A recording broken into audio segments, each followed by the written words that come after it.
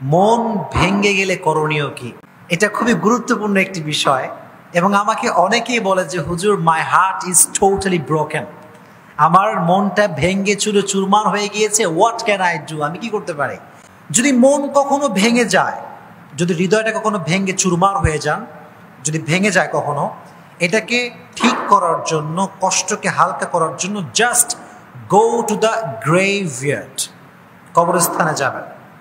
যদি মন কখনো ভেঙে যায়, অনেক ডিপ্রেশন, কেউ কষ্ট দিয়েছে, কেউ আঘাত দিয়েছে, মনটা ভেঙে চূর্ণ বিচূর্ণ হয়ে গিয়েছে, যদি এটাকে ঠিক করতে চান জাস্ট গো টু দ্য গ্রেভইয়ার্ড, কবরস্থানে যাবেন।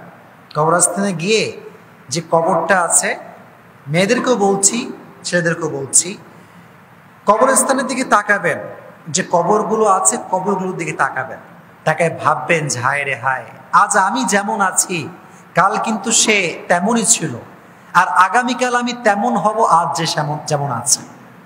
এটা আপনি ভাববেন। যে মানুষটা আছে কবরে শুয়ে আছে, তার অভিমান ছিল, রাগ ছিল, ভালোবাসা ছিল, সব ছিল, কিন্তু দিন শেষে সব কিছু শেষ হয়ে গিয়েছে। দ্যাট মিনস ये जो दिन है ये दिन खत्म होने वाला है, ये हमेशा रहने वाला नहीं है। এই যে কষ্টের দিনটা, এটা সাময়িক, এটা আজ আছে কাল থাকবে। These days are temporary. যখন খুব বেশি কষ্ট লাগবে জাস্ট গো টু দ্য গ্রেভইয়ার্ড, কবরে যাবেন, গিয়ে কবরগুলোকে নিয়ে একটু ভাববেন। দেখবেন যে মানুষটা বালিশ ছাড়া ঘুমাতে পারতো না, সে মানুষটা আজকে বালিশহীন মাটিতে শুয়ে আছে। যেই মেয়েটা মেকআপ, নাকের ফুল, নাক ফুল, কানের দুল, তারপরে শাড়ি, গহনা, হাতের চুড়ি, এত সুসজ্জিত যেই মেয়ের শরীরটা থাকতো, সেই মেয়েটাকে কবরে কাফনের কাপড়ে প্যাকেট করে রেখে আসা হয়েছে। কিচ্ছু নাই, এত রূপ, এত সাজসজ্জা, এত মায়া, কই? কিচ্ছু নাই আজকে। একটু এগুলো নিয়ে ভাবেন। মরে গেলে সব শেষ, মরে গেলে সব শেষ, কেউ আর খবর রাখে না, কেউ নখ দিতে পারে না, কেউ আমাকে নিয়ে চিন্তা করবে না। এটা নিয়ে একটু ভাববেন, দেখবেন যে আপনার যে পেইনটা আছে, আপনার মন যে ভেঙে চূর্ণ বিচূর্ণ হয়ে গিয়েছে, আপনি বুঝবেন যে ইটস নাথিং, এটা কিছুই না, আপনি ওভারকাম করতে পারবেন। এই জন্য যখন মন ভেঙে যাবে, দুনিয়ার প্রতি অনেক মায়া বেড়ে যাবে, কষ্ট বেড়ে যাবে, জাস্ট গো টু দ্য গ্রেভইয়ার্ড, যাবেন কবরস্থানে। বলেন যাবেন কোথায়? কবরস্থানে। এবং বিলিভ করেন যে যদি আপনি আপনার মনকে এটা বোঝাতে পারেন যে this days are not temporary, I mean these days are not permanent, these days are just temporary, এটা সাময়িক, এটা আজ আছে কাল থাকবে না, যদি এটা বিলিভ করতে পারেন, বাস কষ্ট হালকা হয়ে যাবে। ওয়া ইয়াতাওয়াক্কাল আলাল্লাহি ফাহুয়া হাসবু, কোরআনে আল্লাহ তাআলা বলেছেন যে ব্যক্তি whoever trusts in Allah subhanahu wa ta'ala, Allah is sufficient for him, যে ব্যক্তি আল্লাহর উপরে ভরসা করে, আল্লাহ তার জন্য একাই যথেষ্ট হয়ে যায়। কোন সুবহানাল্লাহ, আল্লাহ একাই তার জন্য যথেষ্ট হয়ে যায়। এক নাম্বার, যাবেন কবরস্থানে। বলেন এক নাম্বার উপায় কি? কবরস্থান। মাশাআল্লাহ। দুই নাম্বার, যদি এই ভাঙ্গা মনটাকে জোড়া লাগাতে চান এবং এটাকে সেকেন্ড টাইম আর ভাঙতে না চান, স্বার্থপর মানুষের সঙ্গে মিশবেন। যারা সেলফিশ পিপল, যারা খালি নিজেদের স্বার্থ বোঝে আর কিচ্ছু বোঝে না, এদের থেকে ডিস্টেন্স মেইনটেইন করে চলবেন। কারণ স্বার্থপর মানুষ অলওয়েজ আপনাকে ভেঙে দিবে, জোড়া লাগাবে। ভেরি অ্যালার্ট, আমরা অ্যাজ এ মুসলিম স্বার্থপর মানুষের সঙ্গে সম্পর্ক রাখতে পারি? রাখবেন না। এরা খালি আপনার মন ভাঙবে, আপনার ছেঁকা দিয়ে ব্যাগা করে ফেলবে। এই জন্য খুবই সাবধান। স্বার্থপর মানুষের সঙ্গে আমার কোনো সম্পর্ক নেই, কারণ স্বার্থপর মানুষ খুবই ডেঞ্জারাস ভাই। এরা জীবন যৌবন সব শেষ করে দিবে আপনার। এজন্য স্বার্থপর মানুষের সঙ্গে সম্পর্ক রাখবেন না। আপনার সম্পর্ক থাকবে মাসজিদের সঙ্গে। কিসের সঙ্গে?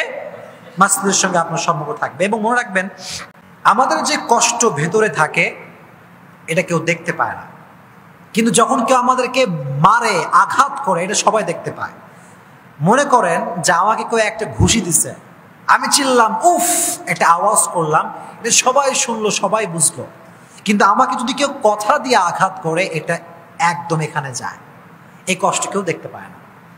এই জন্য তারিক জামিল বলতেছিলেন সেই দিন যে जो जख्म जबान से उसकी आवाज निकली है उसको हर कान ने सुना है, लेकिन जो जख्म की आवाज दिल पे होता है ना, वो किसी को सुनने में नहीं आता। যে জবানের আঘাত মানে আঘাত দিছে মানুষ, আমি চিল্লাইলাম, উ করলাম, এটা তো সবাই শুনতে পায়। কিন্তু যে মনে আঘাত করে এই আওয়াজটা কেউ শুনতে পায় না, শুধুমাত্র শুনতে পায় একজন, তিনি কে? এটা শুধুমাত্র আল্লাহ তাআলা শুনতে পান। এই জন্য স্বার্থবান মানুষদের সঙ্গে মেশা যাবে। 2 নাম্বার আমল।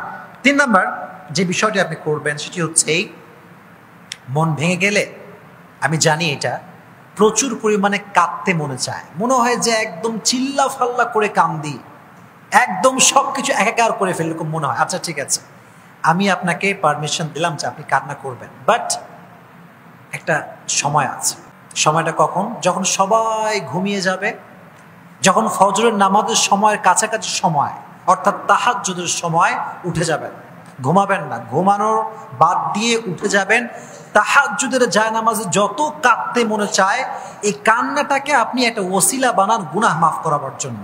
ফর এক্সাম্পল, আপনার মনটা ভেঙে গেছে, খালি কাঁদতে মনে চায় আপনার, আপনি তাহাজ্জুদে ওঠেন, জায়নামাজ বিছান, রবের দরবারে সিজদা দেন, মন ভরে কান্দেন আর তওবা করেন। আপনার মনকে ঠিক করে দিবে কে? আপনার মনটা জোর লেগে যাবে ইনশাআল্লাহ। এটা খুব জরুরি একটি বিষয়। তাহাজ্জুদ আপনার মনকে শান্ত করে দেবে ভাই। এটা এক অসাধারণ জিনিস। এটা যে পড়ে সে বোঝে, এটা যে মানে সে এটা বোঝে। এজন্য যদি কাঁদতে মনে চায়, তাহাজ্জুদে জায়নামাজে কাঁদবেন, পারা যাবে ইনশাআল্লাহ। তাহলে আমরা উপায় জানলাম 3টা। 1 নাম্বার, যদি মন খুব বেশি খারাপ হয়ে যায়, মন ভেঙে যায়, কবরের স্থানে গিয়ে মৃত্যুর কথা স্মরণ করব, কবরকে নিয়ে ভাববো, 1 নাম্বার। 2 নাম্বার, যদি মনকে আর ভাঙতে না চাই, তাহলে আমরা কখনো স্বার্থপর মানুষদের সঙ্গে সম্পর্ক রাখবো না। 3 নাম্বার হচ্ছে, যদি মনকে আমরা সুন্দর রাখতে চাই, জোড়া লাগাতে চাই, শান্ত রাখতে চাই, তাহাজ্জুদের জায়নামাজ বিছাবো, রবের সঙ্গে কানেকশন বাড়াবো, রবকে সমস্ত দুঃখ কষ্ট শেয়ার করব, পারা যাবে ইনশাআল্লাহ। আল্লাহ রাব্বুল আলামিন এই বিষয়ে আমাদের সবাইকে আমল করার তৌফিক দান করুক। আমরা সকলে পড়ে আমিন।